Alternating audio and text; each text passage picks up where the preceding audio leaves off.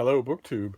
I mentioned in an earlier video that I have been remiss in being part of AuthorTube. I've tried to come up with a work of fiction that I wanted to work on, and very uncharacteristically for me, I've just drawn a blank time and time again, and not been able to decide where I want to pour my efforts.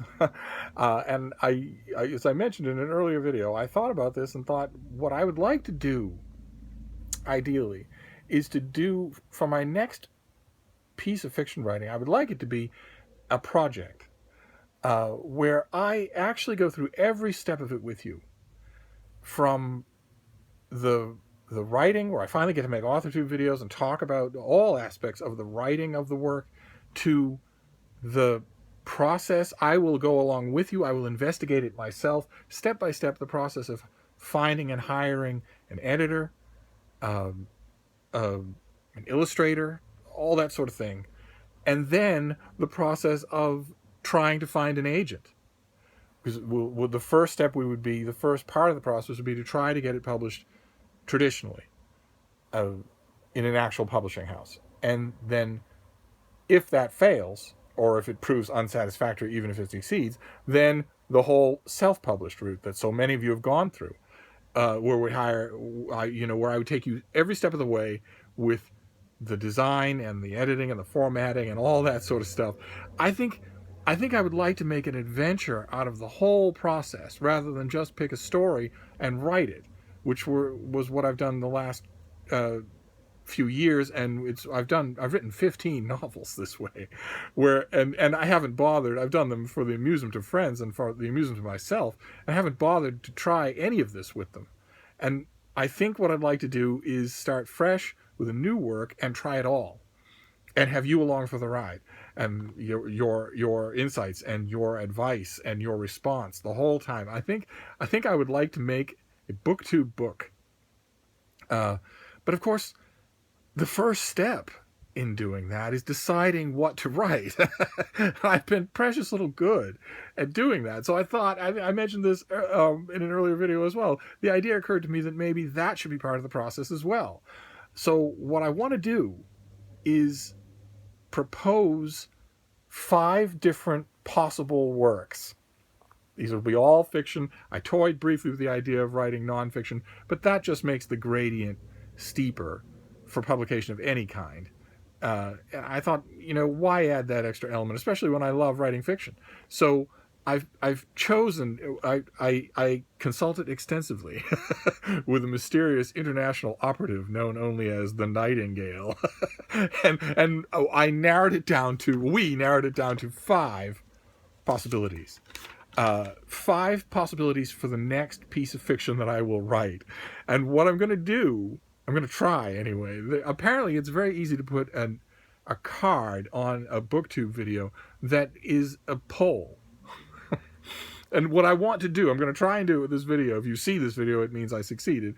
I'm going to do one of those. I'm going to do a poll where you pick which of these 5 you would most like to see, and then I will almost certainly go with the winner. The Nightingale told me that might not happen, that something winning might prompt me to realize that my own first choice was actually something else. I'm interested in the process either way, so I thought I would go through the list with you. These will be the things that if you indulge me, these are the things that you will vote on. The first one is alternate history. It's a work whose working title is The Windsor Crown, and it is a book in which the House of Windsor and other royal families throughout the 20th century, who are now purely ceremonial, aren't ceremonial and never have been, where they never actually surrendered their real world political power to their various congresses and parliaments and whatnot. So the world has gone on largely the same in terms of society and art and technology and whatnot, but a large amount of the politics and power have remained in the hands of the royal family.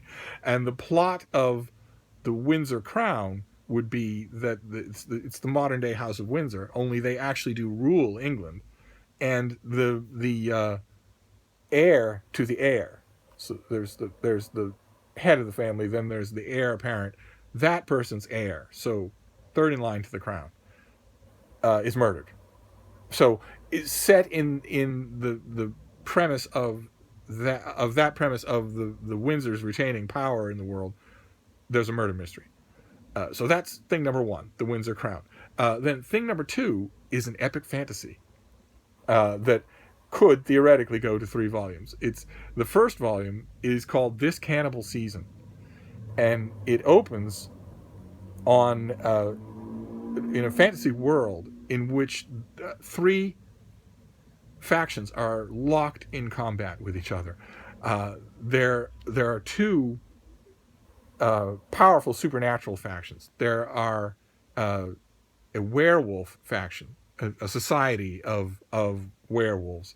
They are locked in warfare with a society of cannibals, of quasi supernatural, physical, but quasi supernatural beings who gain a huge amount of energy from eating their own kind, and who have built a whole society around it. And trapped between those two and fighting with both of them are ordinary humans.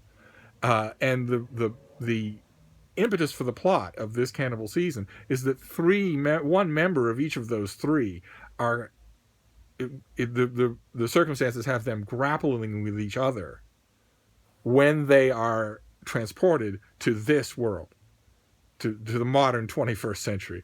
And what happens when they are removed from their world and plop down into this world?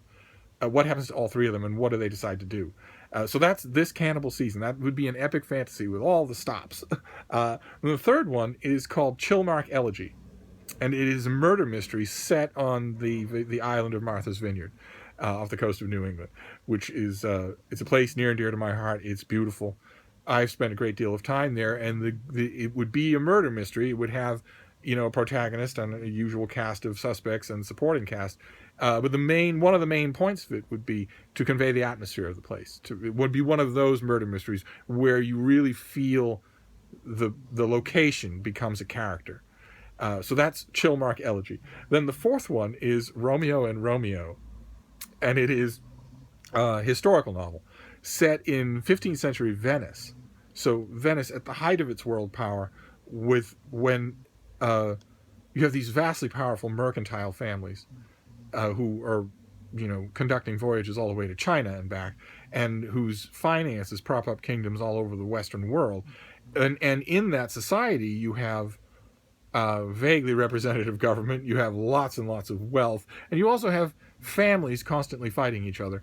And the sort of shadow reflection of those family battles is gang warfare that is rife throughout the time. And the plot of Romeo and Romeo, as you could probably see coming from the title, would be that the teenage son of one family that is locked in combat with another family first fights and then falls in love with the teenage son of another family.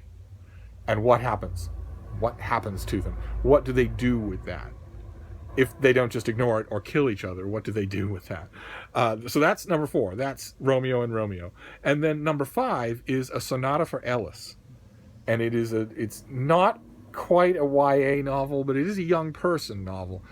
4 freshmen in college on the west coast of the United States embark on a cross-country journey to the East Coast in order to show a 5th person, their friend, Ellis, the country in what they suspect might be the last summer of his life. And that is a Sonata for Ellis. And those are the 5 main candidates that have been on my mind the whole time that I've been thinking about what kind of novel I should write next. So what I want to do in this video, if you're amenable and if it works, is to put up a poll and see which of these, since I'll be doing this mostly for you, which of these 5 would you most like to see? And I will jot down reminders of them and details down below so that you don't have to just constantly replay this video. You can look at them and give it some thought, think about what you would like to see, and then vote. and if it works, I will take it from there. So I'm going to post this now, and I'll see you soon. Thank you, BookTube. I'm interested in seeing what your responses are. I'll see you soon.